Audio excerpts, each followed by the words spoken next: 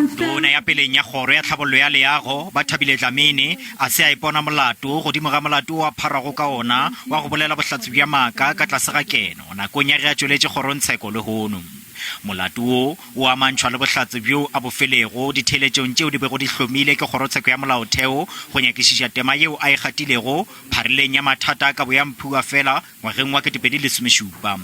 Taba yeo e hlotše gore badudi ba se dudišege kudi baamogedi ba mphua fela ka ge ba bangwe ba ba sa tsebe gore a e ka ba ya go amogela mašeleng a mphua fela go ba bjang. Botšhotšhisi bo kgopetše gore molato wo o šutišwe. What would we request basically at this point in time would be that we then will be given indulgence until tomorrow.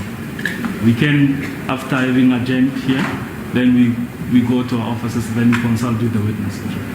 Ifela baemedi ba molatofatšwa a se ba thabela go šutišwa ga molato wo. They ask you to give them indulgence so that they can then decide if they want to call the witness as subpoenaed or not. It's unacceptable. Unacceptable. The witness is here. She must be called.